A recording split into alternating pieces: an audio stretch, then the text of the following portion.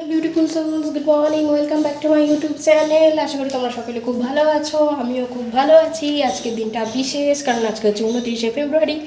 তাই আমি সিঁড়ি দিয়ে উঠতে উঠতে ব্লগ করছি, কারণ আমি এখন যাচ্ছি টিউশন পড়াতে।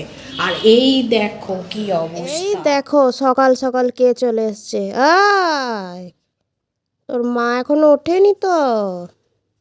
এই যে দেখো, ও আমার ছোটো মাইমাকে খুঁজছে এখন, বিস্কুট খেতে আসে ও এলেই। ওই যে সকালবেলাতেই চলে এসে বসে আছে, প্যান্টটাকে ধরে টেনে টেনে ডাকছে। ওই যে A few inches later. আজকে আমি একটু চুলে অয়েলিং করবো, আর চুলে দিচ্ছি হচ্ছে সেই যে ভৃঙ্গরা জলটা বানিয়েছিলাম, সেই ভৃঙ্গরা জলটাই আমি আজকে চুলে দেবো। এর আগের ভিডিওতে তোমাদেরকে বলেছিলাম যে এই তেলটা কীভাবে ইউজ করি, তেল বানানো তো দেখিয়েছিলাম, তো কীভাবে ইউজ করি সেটা দেখাবো। তো তেলের ইউজটা কিছুই না, জাস্ট চুলটা ভালো করে আঁচড়ে নিয়ে জট ছাড়িয়ে নিয়ে এই তেলটা পুরো স্ক্যাল্পে আর চুলের লেন্থে প্রয়োজন অনুযায়ী লাগিয়ে নেব, দিয়ে 2 ঘন্টা লাগিয়ে রেখে শ্যাম্পু করে নেব। এই যে স্ক্যাল্পটা ভালো করে মাসাজ করার পর লেন্থটাও সুন্দর করে দিয়ে দিচ্ছি। এই যে স্পেশালি দেবো হচ্ছে একদম চুলের ডগাগুলোতে, কারণ ডগা ফাটার সমস্যা একবার শুরু হলে চুল কেটে ফেলা ছাড়া আর কোনো উপায় থাকবে না। তো যাই হোক, আমি এইভাবে চুলে তেলটা এখন ঘন্টা 2 লাগিয়ে রেখে দেবো, তারপরে হচ্ছে শ্যাম্পু করব। তোমরা চাইলে এটাকে ওভারনাইটও রাখতে পারো, কিন্তু এখন যেহেতু হালকা হালকা ঠান্ডা আছে, ওয়েদার চেঞ্জ হচ্ছে, সো আমি এটাকে ওভারনাইট রাখার কোনোভাবেই রিস্ক নেবো না। আর 2 ঘন্টা পর আমি এই যে বায়োটিকের বায়োনিম শ্যাম্পুটা ইউজ করে শ্যাম্পু করে নেবো। এটা আমি হচ্ছে 2টো কিনেছি, মানে কম্বো অফারে কিনেছি ফ্লিপকার্ট থেকে। লিঙ্কটা আমি ফার্স্ট কমেন্টে দিয়ে দেবো। বাড়ির এখানটা প্রচুর আগাছা হয়েছে, কিন্তু হঠাৎ করে দেখি আগাছার মধ্যে এই যে 3টে লাল দোপাটির গাছ হয়েছে। তো যথারীতি ফুলগুলো কেন অবহেলায় পড়ে থাকবে, তাই সুন্দর করে এই যে টবে তুলে লাগিয়ে দিলাম।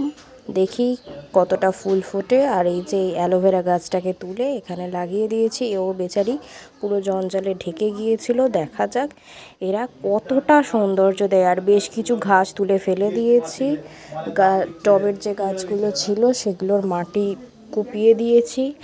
অনেক দিন পর গাছের যত্ন করলাম, আসলে দাদু চলে যাওয়ার পর থেকে আর এগুলোতে খুব একটা বেশি মন দিতে পারতাম না। তবে হঠাৎ করে এখন দেখছি এই পোকাটা সব গাছে। বন্ধুরা একটু কমেন্টে জানিও এটা কি পোকা। এরপর আমি একটু চিরুনিগুলো পরিষ্কার করে নেবো। আমি সপ্তাহে 1 দিন করে চিরুনি পরিষ্কার করি। প্রথমে একটা থালার মধ্যে চিরুনিগুলোকে দিয়ে একটু লিকুইড সোপ দিয়ে দিলাম, এবং তারপরে ব্রাশ দিয়ে ঘষে ঘষে চিরুনিগুলোকে একে একে ধুয়ে ফেললাম। অনেকে গরম জলে চিরুনি ভেজাতে দেয়, আগে আমিও দিতাম, কিন্তু এতে চিরুনিগুলো ভীষণ তাড়াতাড়ি নষ্ট হয়ে যায়, কারণ গরম জলে ভেজালে চিরুনির দাঁড়াগুলো নরম হয়ে যায়। তো এই দেখো ধুয়ে নিয়ে আমি টেবিলে এইভাবে শুকিয়ে দিয়েছি। শুকিয়ে গেলে চিরুনিগুলোকে আবার চিরুনি স্ট্যান্ডে রেখে দেবো।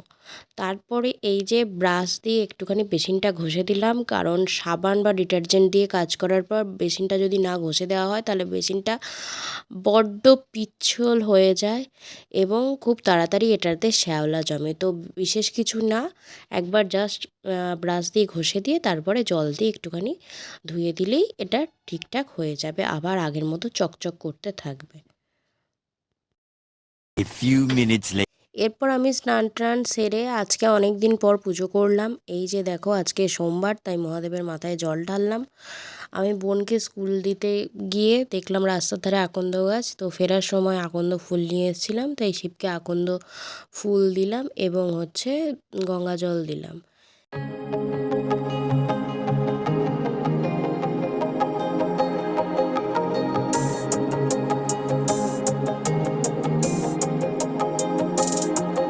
শীত যাওয়ার পথে, তাই শীতের জিনিসপত্রগুলো কেচে ছাদে মেলে দিলাম। এগুলো শুকিয়ে গেলেই এবার মোটা মোটা সোয়েটার, হুডি, ট্র্যাকস্যুট, তারপরে হচ্ছে কটসোলের জামা কাপড়গুলো সব প্যাক করে দেবো। আর আমি এই যে আজকে শ্যাম্পু করে ছাদে চলে এসেছি। প্রচণ্ড রোদ, আর রোদে বসে থাকা যাবে না। এই 3 মাস খুব রোদের আরাম নিয়ে নিয়েছি। আর দাঁড়াও, ছাদে একটা জিনিস তোমাদেরকে দেখাই। এই জিনিসটা দেখলেই আমার ছাদে এলেই মন ভালো হয়ে যায়। এই দেখো, এটা একটা লঙ্কা জবার গাছ, কি সুন্দর পুরো ফুলে গাছটা ভর্তি হয়ে গেছে। আরও কিছু গাছ আছে, যেমন এই যে এই মিনি টগরের গাছটা, কিন্তু এটা শীতকালে একদম ফুল ফোটে না, এটা গরমকালে ফুল ফোটে। আর কয়েকটা তুলসী গাছ আছে, আর আছে হচ্ছে এই অ্যালোভেরা গাছটা। এই অ্যালোভেরা গাছটা শীতকাল বলে একটু পোকা লেগেছে, তবে একে কালকে হলুদ জলে স্নান করিয়ে দিলে এ আশা করি পরশু থেকে ঠিক হতে শুরু করবে। আর এই যে দেখো পুদিনা পাতা, প্রচুর পুদিনা পাতা হয়েছে, আমরা বেশ কিছু তুলে ফেলে দিয়েছিলাম, স্টিল এখনও এত পুদিনা পাতা আছে। কারোর পুদিনা পাতা লাগলে কমেন্ট করো এবং আমাদের বাড়ি থেকে এসে কালেক্ট করে নিয়ে যাও। এই যে আমি এখন রোদে বসে বসে চুল শুকাচ্ছি, কিন্তু কপাল খারাপ, রোদে তাকাতে পারছি না। আর এই যে চুল শুকানোর সাথে সাথে দেখো, এই দেখো সেও ভাজা, হেভি কুরকুরে। ছোটোবেলায় টাকা জমিয়ে জমিয়ে 1 টাকার 2 টাকার এইভাবে সেও ভাজা কিনতাম আর খেতাম। এখনও সেই বাঁদরটা বাড়ি যায়নি, বসে আছে, হাতে বোধহয় একটা পাকা আমড়া নিয়ে খাচ্ছে, আমড়া গাছের ডালে বসে বসে। ও কি ব্যাপার, এখনও আমার দিকে কোনো রকম মন দিল না, ও নিজের মনে খাচ্ছে। না হলে যদি দেখতো আমি ছাদে আছি, ও বিস্কুট খাওয়ার জন্য লাফিয়ে লাফিয়ে চলে আসতো। ওই যে আমড়াটা কায়দা করার চেষ্টা করছে। আমি বসে বসে রিলস করছিলাম আর হঠাৎ দেখছি আমাদের বাড়িতে আমাদের পাড়ার দুটো বাচ্চা ঢুকছে। বাচ্চা দুটো ভীষণ দুষ্টু আর আমার সাথে প্রচুর ঝগড়া করে। চলো তোমাদেরকে দেখাই ওদের সাথে আমি কিভাবে ঝগড়া করি আর ওরাও আমার সাথে কিভাবে ঝগড়া করে। নেই, ভাগ এখান থেকে, আমাদের বাড়ি এসেছিস কেন রে? তাই যা, আমাদের বাড়ি এসেছিস কেন রে? তুই আমার সাথে ঝগড়া কর, সেই তুই আগে ঝগড়া করতিস।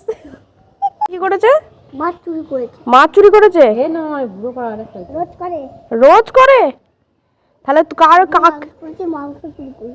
এই রে, মাংসটাও চুরি করে নিয়েছে। এই তুই মাংস খাস? নিয়ে গেলে মাংস চুরি করে। আর তুই মাংস খাস? মুরগির মাংস। মুরগির মাংস এই খাসির মাংস খাই। খাস না? তাহলে ওই ওই বিড়ালটাকে কাটবি, অনেক মাংস হবে। কি বললি আরেকবার বল। একটা মারবো না। বেশ, এইটা এই যে ভিডিও হয়ে গেল, এটা আবার অশোক স্যারকে পাঠানো হবে।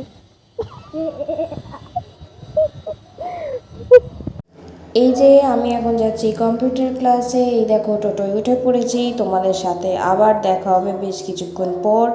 আবার ফিরে আসছি, সাথে থেকো তোমরা। আমি যদি বসে থাকতাম না, তোমাকে বুঝিয়ে দিতাম পদোন্নতি। আমি তোমাকে বুঝিয়ে দিতাম পদোন্নতি। ওয়াও, এরা দুজন সিরিয়াল দেখছে, তাই কারোর সাড়া নেই। কি বিপদ? কোন বিপদের কথা বলছো তুমি? তোমরা সকলে মিলে কিচ্ছু করতে পারবে না।